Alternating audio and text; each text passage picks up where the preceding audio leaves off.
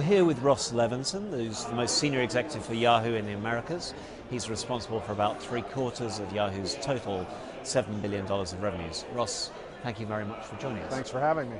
Now, you joined Yahoo about 6 months ago from News Corp, from Fox Interactive Media. What did you find when you walked in, and what have you done in those 6 months? Well, it's been a fast 6 months. What I found actually, what surprised me was just how big the audience was here at Yahoo. I always looked at Yahoo from afar and marveled at how well it was doing in so many categories, but now that I'm inside the four walls, it really surprised me just how many people do things around Yahoo, whether it's a breaking news story or it's mail or it's searches. I mean, it's in the hundreds of millions each and every month, and that's really astounding to think about being able to work on that sort of platform. It's been a lot of work in the first 6 months. We've changed up a lot of the senior leadership. We've brought in some real superstars who have spent the last 15 or 20 years in and around the media and internet space. And so we've been rapidly accelerating our push around content, premium content, how we sell advertising at Yahoo, what we do with the advertisers to make it more efficient for them. So we're working very hard on all those areas. So Yahoo's always had this huge reach. It's always been big in user numbers, but there's always seemed to be that disconnect between the sheer numbers of the audience and the monetization of that audience. Are we going to see a narrowing of that gap? Well, I'm not sure. I mean, I think if you look at Yahoo in the abstract, for 16 years it's been the leader in what it does, and standing the test of time for 16 years is quite an accomplishment. That's part one. Part two, there aren't more than a handful of companies that are operating in the consumer media space on the internet that will generate $6 or $7 billion in revenue and $1 billion or so of profit. So, I like to tell our folks internally that for all the excitement in and around new platforms like Twitter or Facebook or Groupon, we do more revenue in a couple of weeks than Twitter will do all year. Nothing wrong with Twitter. Twitter's fantastic. But I think we have to keep it all in perspective, just how successful Yahoo has been for so long. Now a big chunk of that revenue comes from display advertising online. You're the world's biggest internet display advertising company. You're just about to go off to the Cannes International Advertising Festival. What's the message to advertisers there? Are we going to see big changes, big innovation in display? Yeah, well, the great thing about Cannes is that you're surrounded by creatives. This is the world's foremost market for where creatives go to celebrate their work. I think Yahoo's actually pretty unique in that it's a canvas where we tell stories. We tell stories with content, we tell story with ads. And it's a place where now people can tell stories as well. So it's a perfect place for us to go to talk about where we're moving the company in terms of digital storytelling. And I think when you look at our canvas, the ability to do creative advertising, the ability to tell creative stories around media, there's no bigger place in the world as it relates to digital media than Yahoo.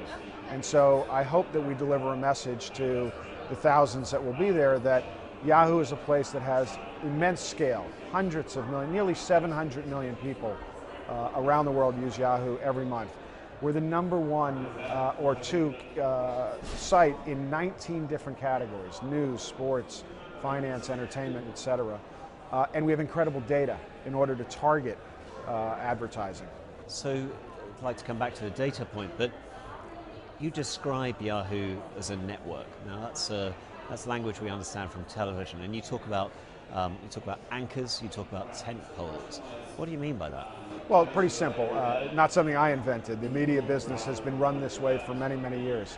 What's incredible about Yahoo is that when you do an event, the Oscars as one example, we cover the Oscars, as do many people. This year in particular, the telecast in the United States was down about 9%. Yahoo coverage of the Oscars was up 23%. What we did differently this year was that we packaged it, marketed it, and sold it collectively within the network of Yahoo. I talk about the network of Yahoo because I truly believe if you look at us as a network, you think about all the channels that we're running, it looks very much like a network, and it's something that advertisers and consumers understand. Premium content doesn't come cheap.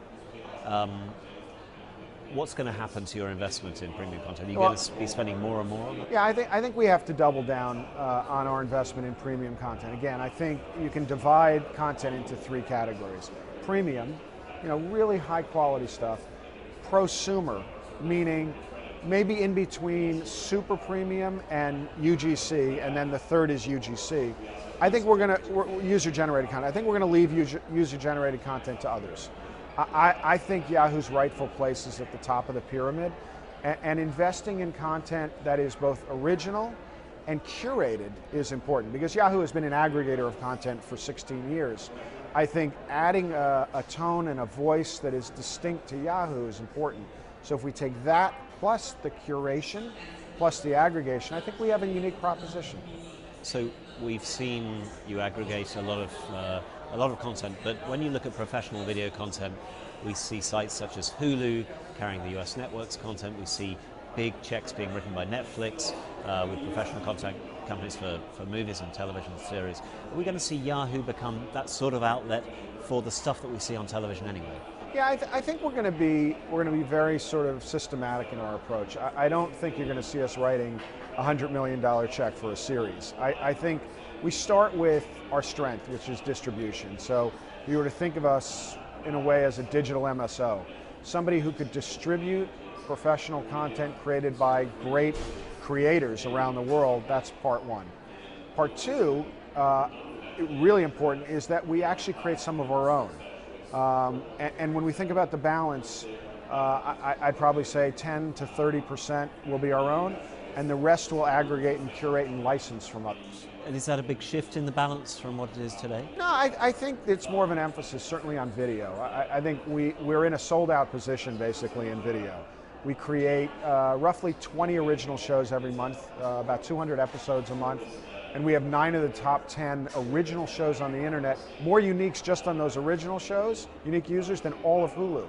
And I would tell you, we haven't surfaced them very well. So it's more of an emphasis, and then getting in business with really great content creators is paramount to our success. And a lot of your content has been branded entertainment. You've worked with big advertisers to incorporate their brands into the shows you produce. Do you see an increasing appetite for that sort of content from the advertisers you talk to? I think it's a mixture. I do. I mean, if we think back all the way to the origination of branded entertainment, you go back to the soap operas, which actually was my first job. I worked for a couple of soap operas for T&G. As the World Turns, Guiding Light, Search for Tomorrow. Shocking, I know. Some of those soap operas are going off the air. A lot of them are going off the air. Yeah, and so that was really the origination of how brands integrated into television. And it goes back to the radio days too, right? Gillette and others. I think it's important to be able to build with brands today. They are as much our partners as they are subsidizers. And we're really looking at those advertisers as our partners. And so with that in mind, I think you can build great creative, matching the advertiser message, the Yahoo distribution and mindset, and then real creative talent. And I think it's a recipe to win. As I said, premium content's expensive. Do you see any great change to the value of content? As we see content going into the cloud with Apple and Google and Amazon, we see these deals being struck, digital deals being struck with the likes of Netflix and Hulu. Do you think that content producers are going to preserve their value in that world, or do you think we're going to see some erosion there? I don't think we see erosion. I think what we're seeing is just how valuable good content is. We're a month out of the upfronts, the television upfronts here in the States, and you had the biggest upfronts in years, even though we could all look back at articles written a decade ago that said network television is dead. I think what we're learning is that in the fragmentation of the media landscape, when you're able to aggregate large amounts of people around good premium experiences, advertisers are willing to pay for that. And again, I shift that to Yahoo and think of us as a big network where we're able to aggregate large sums of people and match them with great content, but do it in a way that's personalized. That's the difference between digital businesses and traditional businesses. Our secret sauce is the technology we have underneath everything that is powering Yahoo. So we can deliver you a piece of content and advertising in context for you, personalized. So how does that work? You have data coming at you live, real time, about how pieces of content are going over with different demographics, different viewers.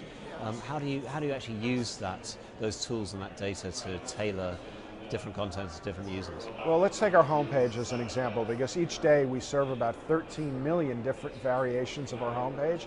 So what you see is a little different than what I see based on our likes, dislikes, preferences, clicks, etc. So we're literally able to take a look at a story. Let's just say it's a story about a basketball game that you're interested in, but maybe my wife isn't. And we're able to serve that story to you because you've shown a preference for that. But when my wife comes on that same homepage, yahoo.com, she won't see that story. So we're trying to optimize the experience for each individual consumer. And it's incredibly powerful. We just started implementing this a couple of months ago. We've seen click conversion go up 200% in the first 3 months.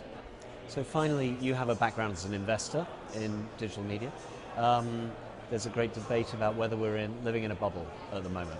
What do you think when you look at private and public market valuations? Yeah, I think it's a little bit of a bubble, but it's a different bubble this time. I think for those companies that are going public, many of them, if not all of them, have large amounts of revenue and in many cases profits. We shift back to the first bubble, you had companies like the Globe going public that had astronomical valuations with no revenue. All they had was audience. So there's a little bit of a different bubble as it relates to companies going public. In the private market, I'm a little concerned. I think we're seeing investors chasing every deal and maybe putting in money at super high valuations. And for investors, you need to get a 2, 3, 4, 5x return. For the entrepreneurs who are taking that money and they're thinking it's a low valuation, so I'm not giving up much of my company, they get stuck. Because how do you get an exit out of that unless somebody's willing to pay just a ridiculous amount of money to buy the company? To go public, you're going to need profits or the promise of big profits. But investors are throwing lots of money for small pieces of companies that will essentially lock the entrepreneurs in. Russ Levinson, thank you very much. Thanks for having me.